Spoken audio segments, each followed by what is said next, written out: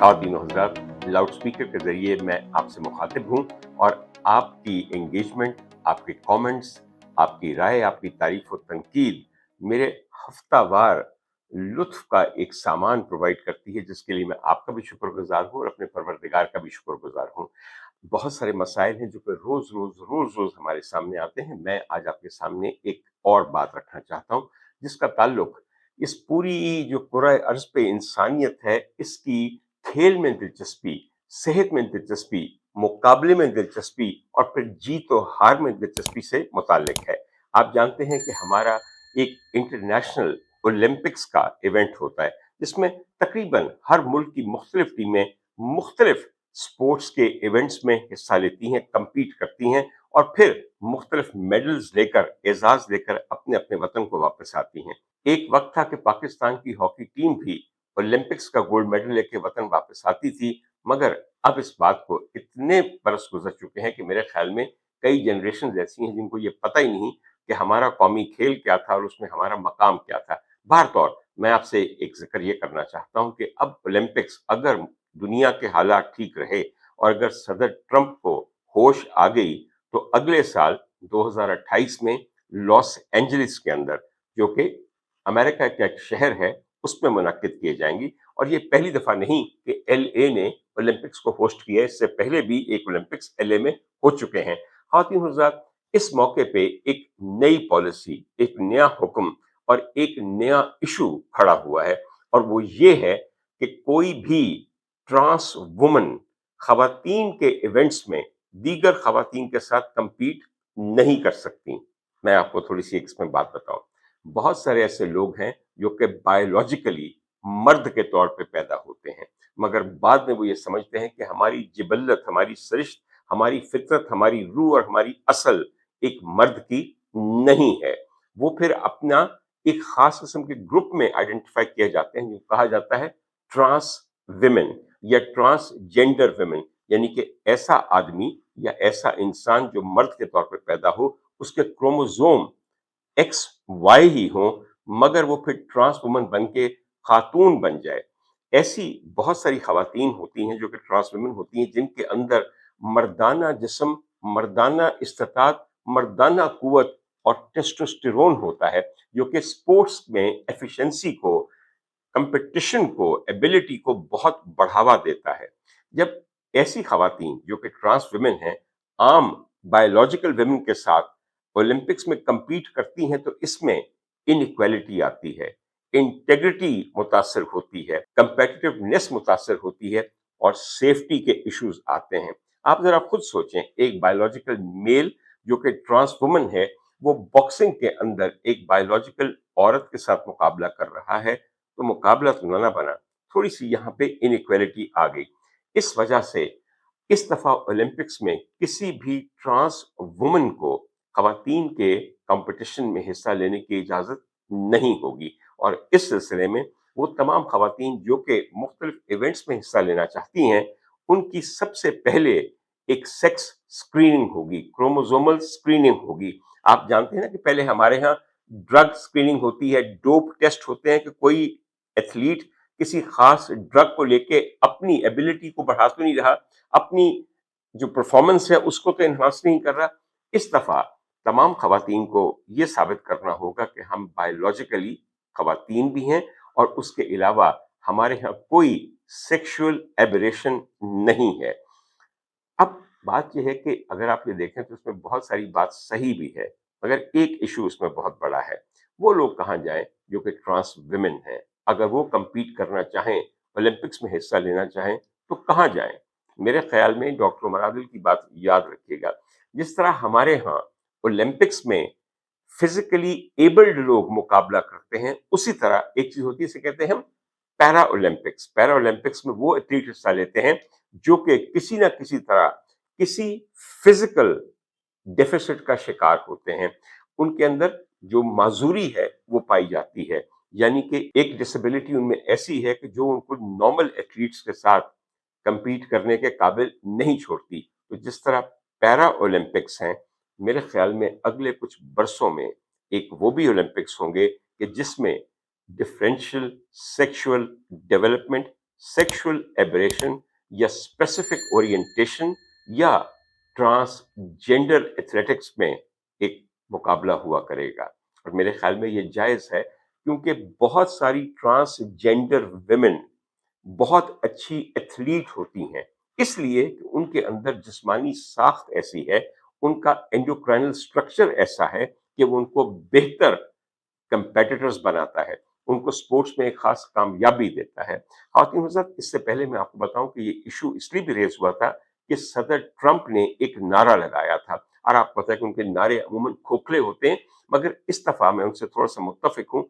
उन्होंने नारा ये लगाया था, keeping main out of women's sports. तो ये बात किसी हद तक सही भी है, इसलिए कि यहाँ पे बात मुकाबले की बनती नहीं है, इसमें मुकाबला हो भी नहीं सकता।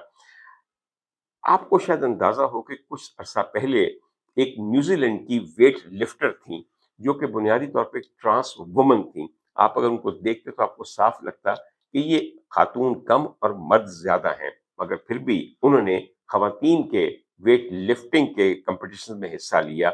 ये और बात है कि उनको पहली, दूसरी या तीसरी पोजीशन हासिल नहीं हुई, मगर अब ये इशू आगे बढ़ रहा है, और मेरे ख्याल में आइंदा बरसों में इसकी कोई ना कोई और मस्बत शक्ल यकीनन निकलेगी। यहाँ मैं एक बात आपको बता दूं, जहाँ तक स्पोर्ट्स का ताल्लुक है, उसमें हमेशा हमने बहुत बड़ी कामयाब देखी है ऐसी खवातीन की जो कि लेस्बियंस हैं और हम जिन्स परस्त हैं।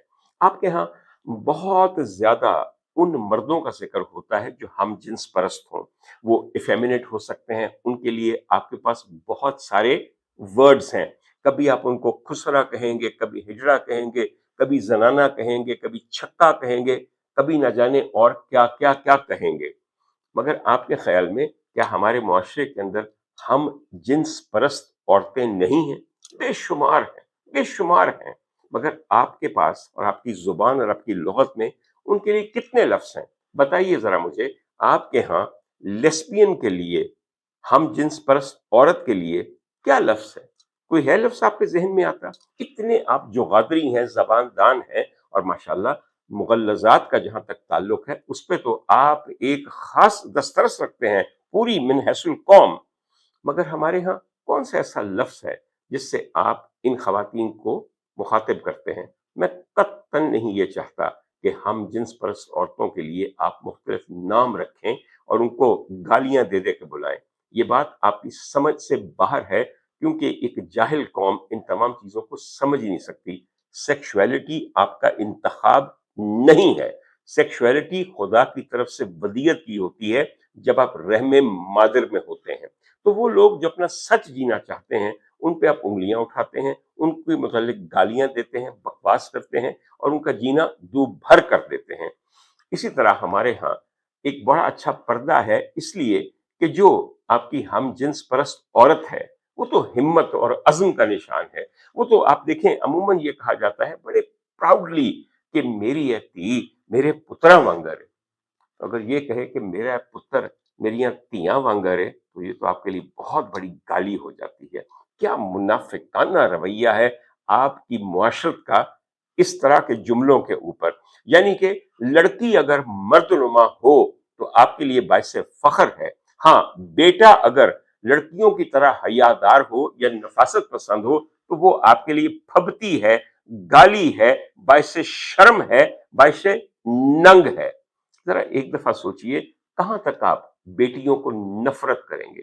इतनी नफरत करेंगे कि उनको तभी आप बाइसे फख्र समझते हैं जब वो आपका बेटा बन जाए। ख़वातीन हज़रात, हमारे यहाँ बहुत दफा एम्बिगुअस जेनिटिलिया की वजह से गलत सेक्स आपके नाम डेजिग्नेट कर दी जाती है, और अमूमन ये गांव वगैरह में होता है। दाई को समझ नहीं आती कि ये लड़का है या लड़की, उसको लड़की बना के माँ की गोद में दे दिया जाता है कि ले भी बीबी शीदा एक होर डोला आए। मगर जब प्यूबर्टी आती है तो बीबी शीदा की ये पांचवी बेटी, उसको मुंह पे रुआं आ जाता है, और ये पता चलता है कि उसके पेट में दर्द होनी शुरू हो जाती है। ये बड़ी कॉमन एक चीज है बाहर तो। उसको फिर डीएचक्यू में ले जाया जाता है। डीएचक्यू वाले डॉक्टर समझ लेते हैं कि भाई इसकी तो सेकेंडरी सेक्सुअल कैरेक्टर्स पैदा हो रहे हैं, जो कि वाकई ये बताते हैं कि जो غلط ہمیں اسکرائب کیا تھا برتھ کے اوپر ایمبیگوس جینیٹیلیا کی وجہ سے، وہ غلط تھا، یہ لڑکی نہیں ہے، یہ لڑکا ہے۔ اور ایک چھوٹا سا آپریشن ہے جس کو کرنے کے بعد، جسے وہ کلیٹورس سمجھتے تھے، وہ پھر باقاعدہ ایک پینائل آرگن کے طور پہ ظاہر ہو کے سامنے آ جاتا ہے۔ اخبار میں کیا خبر لگتی ہے، ہائے، نارووال کے محنت کش محمد صابر کی 5ویں بیٹی بیٹا بن گئی۔ اس خوشی میں پورے گاؤں میں لڈو بانٹے گئے۔ یعنی کہ وہ صف ماتم جو 5ویں بیٹی کی پیدائش پہ بچھائی گئی تھی، اس کو لپیٹ کے وہاں خوشی اور مسرت کے شادیانے بچ اٹھے، اس لیے کہ ایک بیٹی بیٹا بن گئی۔ خواتین و حضرات، کٹو ہاں ذرا عورت کارڈ کے ذرا سوچو کہ ہلے تک تہاڈی کوئی عزت ہے وے؟ ہاں، کٹو ہاں ذرا عورت کارڈ تے دسو ہاں کہ اتنے سارے قوانین اور اتنی ساری دھونس زبردستی کے بغیر آپ کی ابھی تک کوئی عزت بن سکی ہے؟ ہمارے ذہنوں میں قطعا نہیں بن سکی۔ ہم اپنے معاشرے کو دوبارہ وہاں پہ لے کے جاتے ہیں جہاں پہ اب ٹرانس ویمن اولمپکس میں شرکت نہیں کر سکیں گی، اور اس پہ بڑا واویلا مچا ہوا ہے کہ اگر ہم نہیں کر سکیں گی تو ہمارے لیے کیٹیگری الگ کی جائے۔ نہ آپ ہمیں مردوں کے ساتھ کمپیٹ کرنے دیں گے کیونکہ ہم اپنے آپ کو مردوں کے ساتھ آئیڈینٹیفائی نہیں کرتے، نہ آپ ہمیں عورتوں کے ساتھ کمپیٹ کرنے دیں گے کیونکہ آپ ہمیں عورت سمجھتے نہیں ہیں، تو ہم کہاں جائیں؟ یہ ایک بہت بڑا مسئلہ ہے جو میرے خیال میں یقیناً سیکشولیٹی ڈٹرمنیشن کرنے والے لوگوں کے لیے بھی درد سر بنے گا، اور پھر ان تمام لوگوں کے لیے بھی درد سر بنے گا۔ میں نے بھی آپ سے کہا کہ جو لیسبین سپورٹس ویمن ہوتی ہیں وہ بے انتہا کامیاب ہوتی ہیں۔ میں یہاں پہ آپ کے سامنے صرف 2 خواتین کا ذکر کرنا چاہتا ہوں جو ٹینس کے سپورٹس میں ورلڈ چیمپئنز تھیں، اور ان کی کامیابیوں کی داستانیں ہیں۔ اللہ کا شکر ہے کہ جو شک ان پہ ظاہر کیا جاتا تھا، کامیابی نے، پیسے نے اور پھر سپریمیسی نے ان کو اتنا کانفیڈنس دیا کہ بالآخر they came out and declared their sexuality. ان میں سے سب سے پہلا میں نام لینا چاہتا ہوں مارٹینا نیوراٹیلووا کا۔ اس قدر بڑی ٹینس سٹار اور چیمپئن تھیں۔ 1981 میں انہوں نے یہ کہا کہ میں ایک نارمل عورت نہیں ہوں، میں ایک ہم جنس پرست عورت ہوں جو اپنے آپ کو آئیڈینٹیفائی کرتی ہے ایز اے میل۔ وہ ٹرانس وومن نہیں تھیں مگر ٹرانس وومن کے بہت قریب تھیں۔ ان کی دیکھا دیکھی ایک اور بہت بڑی ٹینس سٹار تھیں بلی جین کنگ۔ یاد ہے آپ کو؟ آپ کو شاید نہ یاد ہو، میری جنریشن کو اچھی طرح یاد ہے۔ She also came out in 1981۔ اور اس کے بعد اتنی زیادہ فیمیل ہاکی میں کھلاڑی تھی جنہوں نے یہ بتایا کہ ہماری سیکشول اورینٹیشن اور پریفرنس کیا ہے۔